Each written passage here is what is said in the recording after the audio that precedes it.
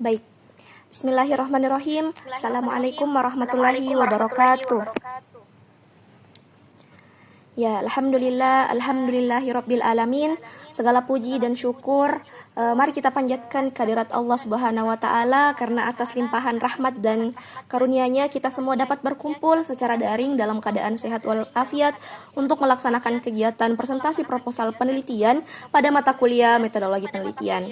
Yang terhormat Bapak Dr. Azwar Anwar SE MSc AKCA dan Ibu Heronisa SH Estat M AKTR selaku dosen pengampu mata kuliah metodologi penelitian, serta teman-teman mahasiswa yang saya banggakan. Ya, perkenalkan, saya Rahma Fatimah Malik akan memaparkan proposal penelitian saya yang berjudul Pengaruh Literasi Keuangan dan Gaya Hidup Hedonis terhadap Perilaku Penggunaan Layanan Paylater pada Mahasiswa.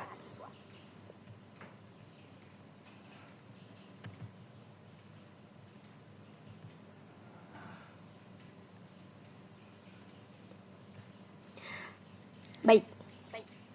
Adapun materi pada hari ini ada pendahuluan, kajian pustaka, dan juga metode penelitian. Next.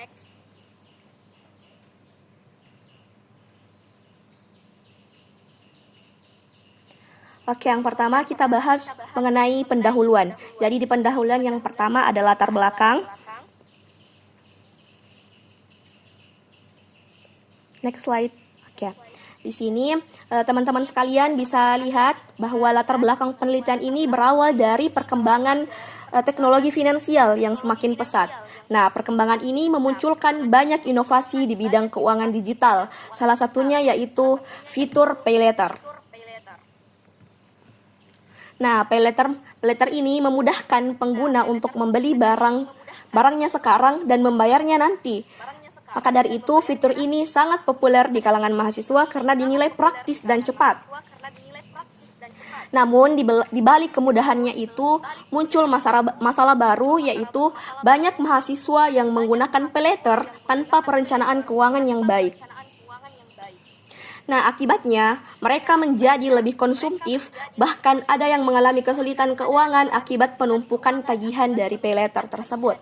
Nah, berdasarkan fenomena tersebut, saya melihat adanya dua faktor utama yang mempengaruhi perilaku ini, yaitu yang pertama, literasi keuangan yang rendah dan juga gaya hidup hedonis yang tinggi. Maka dari itu, penelitian ini bertujuan untuk menganalisis bagaimana literasi keuangan dan gaya hidup hedonis dapat berpengaruh terhadap perilaku Paylater pada mahasiswa. Next slide.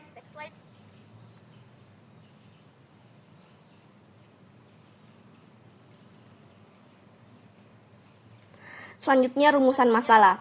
Nah, berdasarkan latar belakang tadi, rumusan masalah dalam penelitian ini ada beberapa. Yang pertama, apakah literasi keuangan berpengaruh terhadap perilaku penggunaan Paylater? Dan yang kedua, apakah gaya hidup hedonis berpengaruh terhadap perilaku penggunaan Paylater? Yang ketiga, apakah kedua variabel tersebut berpengaruh secara simultan terhadap perilaku penggunaan Paylater? Dan yang terakhir, faktor manakah yang lebih dominan dalam mempengaruhi perilaku penggunaan Paylater? Next slide.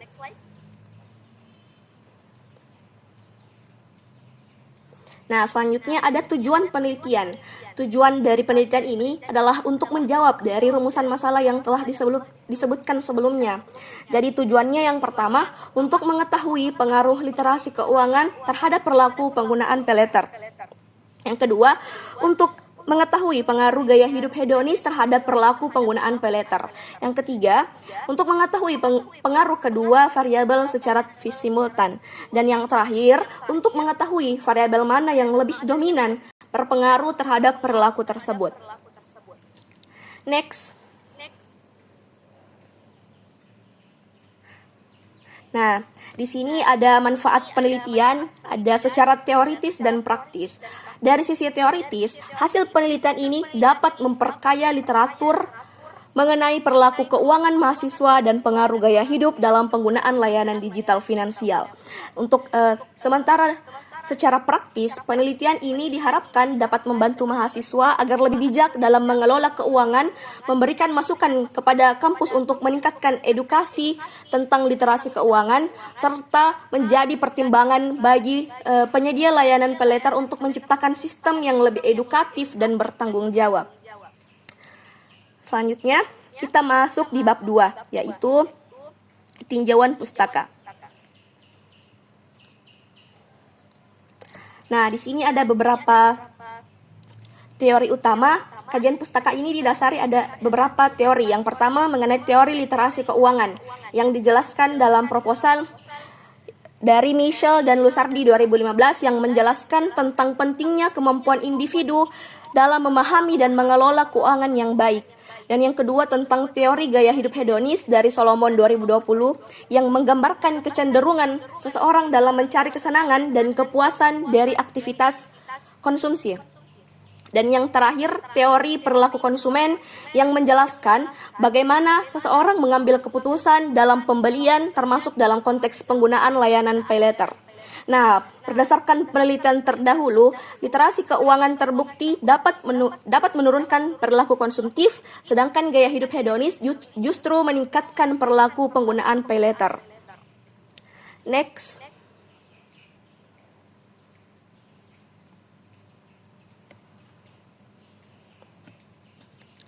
Oke, kerangka konseptual dan hipotesis. Berdasarkan teori dan hasil penelitian sebelumnya, saya menyusun kerangka konseptual dengan 2 variabel bebas dan 1 variabel terikat.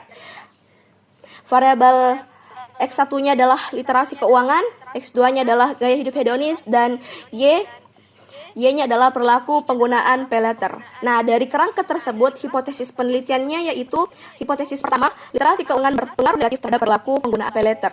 Hipotesis kedua, gaya hidup hedonis berpengaruh positif terhadap perilaku penggunaan pay later. Dan hipotesis yang terakhir, literasi keuangan dan gaya hidup hedonis berpengaruh secara simultan terhadap perilaku penggunaan pay later. Next. Selanjutnya kita masuk di bab 3 mengenai metode penelitian. Nah, jenis penelitian ini menggunakan pendekatan kuantitatif eksplanatori karena bertujuan menjelaskan hubungan sebab akibat antar variabel. Lalu sumber data yang digunakan adalah data primer melalui kuesioner online Google Form dengan skala Likert 1-5. Nah, populasinya adalah mahasiswa aktif sarjana S1 angkatan 2021 sampai angkatan 2025. Dan pengambilan sampelnya menggunakan purpose sampling dengan jumlah minimal 100 responden. Next. Nah, di sini ada definisi operasional variabel. Ada 3 variabel utama. Yang pertama, literasi keuangan diukur melalui pengetahuan dasar keuangan, kemampuan perencanaan dan pelaku finansial. Dan kedua, gaya hidup hedonis diukur melalui indikator orientasi pasangan, materialisme, dan kecenderungan mengikuti tren. Dan yang terakhir, pelaku penggunaan pay later diukur melalui frekuensi penggunaan dan transaksi kedisiplinan dalam pembayaran. Nah, variabel ini diukur dengan skala Likert dari sangat tidak setuju sampai 5 sangat setuju. Next.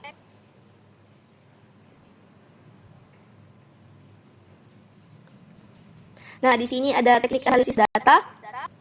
Analisis data dilakukan menggunakan software IBM SPSS agar hasilnya objektif dan teruji secara statistik. Nah, proses analisis yang dilakukan meliputi ada beberapa tahap. Yang pertama, uji validitas, yaitu memastikan item pertanyaannya akurat. Yang kedua, uji reliabilitas untuk memastikan hasil kuesionernya konsisten. Yang ketiga, uji normalitas, yaitu memastikan data didistribusikan normal. Dan yang keempat, uji multikolinearitas untuk memastikan variabel bebas tidak saling berkorelasi tinggi. Yang kelima, uji heterogeneisitas untuk memastikan tidak ada ketidaksamaan varians. Selanjutnya ada regresi linear berganda, yaitu melihat tidak ada ketidaksamaan varians. Melihat pengaruh variabel X1, X2 terhadap Y. Dan yang selanjutnya uji F, yaitu menguji pengaruh secara parsial dan simultan. Dan yang terakhir, koefisien determinasi untuk mengukur seberapa besar kontribusi variabel bebas terhadap variabel terikat.